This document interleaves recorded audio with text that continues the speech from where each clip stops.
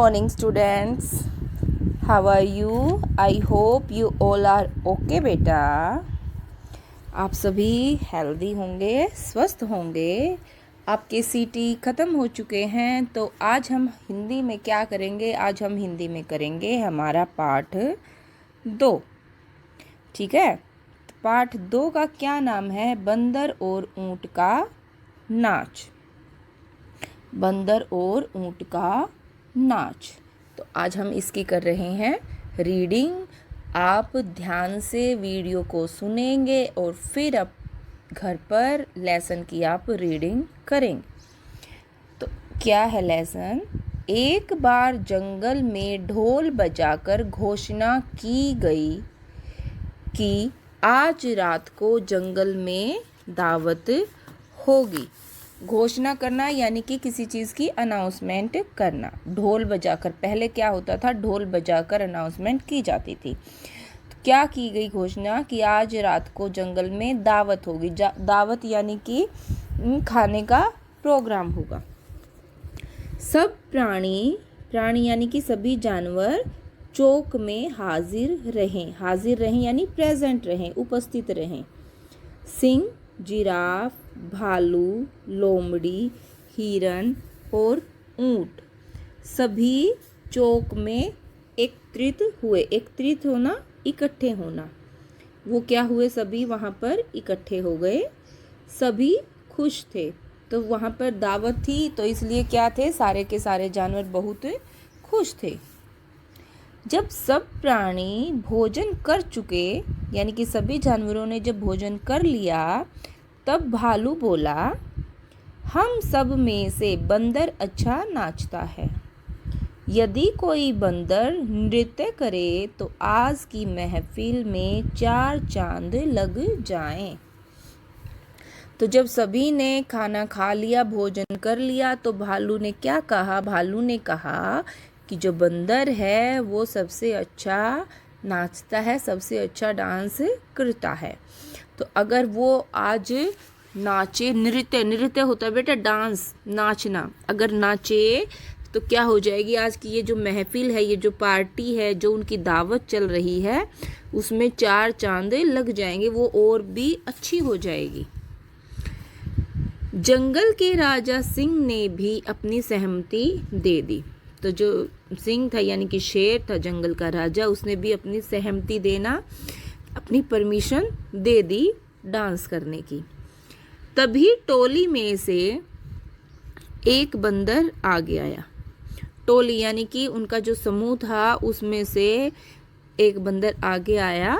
उसने नाचना शुरू किया. उसने क्या कर दिया? उसने डांस करना शुरू कर दिया.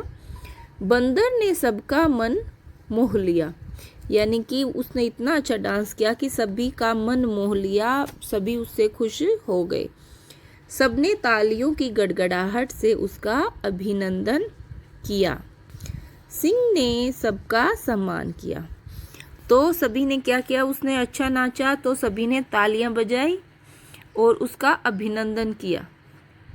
और शेर ने भी उसका क्या किया? उसका सम्मान किया. अब एक ऊंट आगे आया. उसने सिंह से कहा, महाराज, आज ऐसा नहीं है कि बंदर ही नृत्य कर सकता है. भालू भैया ने मेरा नाच नहीं देखा है. यदि देखा होता तो वे सबसे पहले मुझे ही नाचने का मौका देते. आपकी आज्ञा हो तो मैं भी नाचूं. सभी प्राणी मन ही मन हंसने लगे. अब ऊंट आगे आता है और ऊंट शेर से कहता है कि महाराज, ऐसा नहीं है कि सिर्फ बंदर ही नाच सकता है. भालू,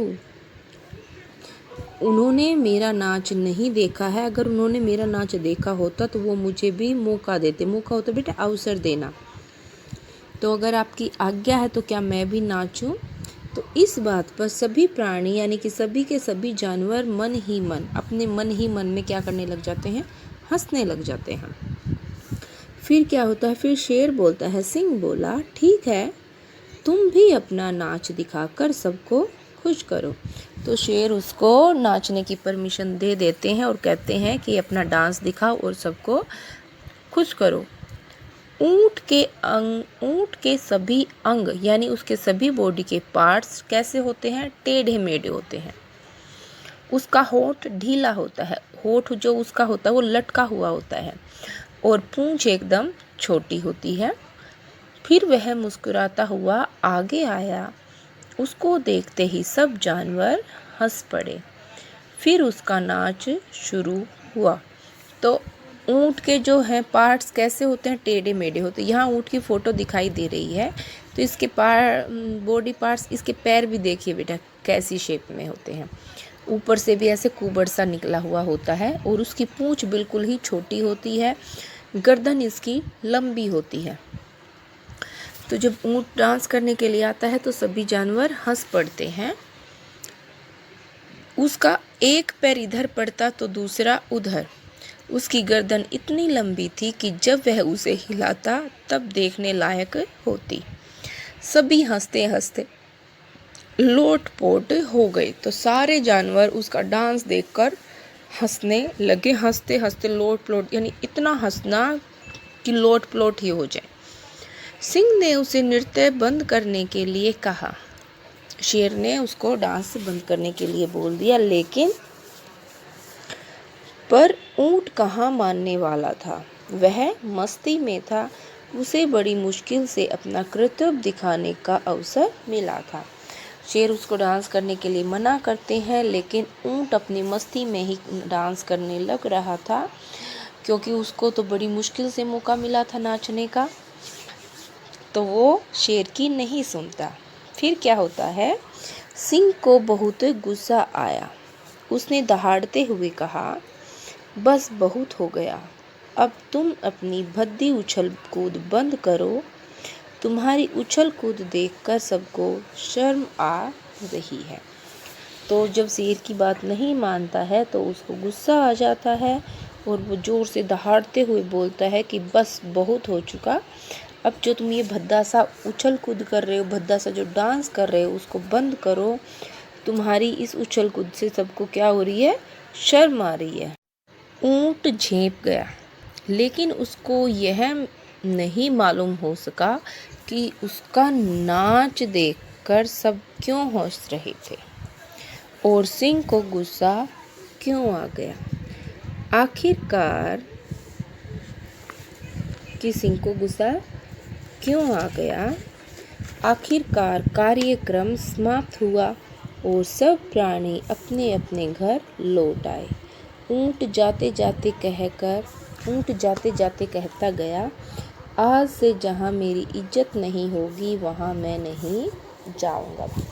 तो शेर की बातें सुनकर ऊंट एकदम से झेंप जाता है, हैरान हो जाता है, और उसको ये समझ ही नहीं आता है कि सब मेरे नाच को देखकर हंस क्यों रहे थे, और शेर को इस बात पर गुस्सा क्यों आया, उसको समझ ही नहीं आता है। और लास्ट में आखिर में जब उनका प्रोग्राम ख़त्म होता है, उनकी दावत ख़त्म हो जाती है, तो सभी जानवर अपने अपने घर को चले जाते हैं। और ऊंट जाते जाते कहता है कि आज से जहाँ मेरी इज्जत नहीं होगी वहाँ मैं नहीं जाऊँगा। जहाँ इंसान की इज्जत नहीं, वहाँ हमें जाना भी नहीं चाहिए। तो ये आपका था बेटा पार्ट 2। इस पार्ट से हमें क्या शिक्षा मिली है कि हमें किसी की नकल न करने के लिए जागरूक करना। यही उद्देश्य है इसका कि हमें किसी की नकल नहीं करनी चाहिए कि उसने ऐसे कपड़े पहन रखे हैं तो मैं भी उसके जैसे ही कपड़े पहनूंगा, उसके ऐसे जूते हैं तो मुझे भी उसके जैसे ही ऐसे ही जूते लेके आना है। नहीं बेटा, हमें किसी की नकल कर नहीं चलना चाहिए। तो आपका पार्ट 2 बंदर और ऊंट का नाच, इस पाठ को आप पढ़ेंगे ध्यान से। ओके, तो लेसन की आप रीडिंग अच्छे से करेंगे। ओके बेटा, बाय।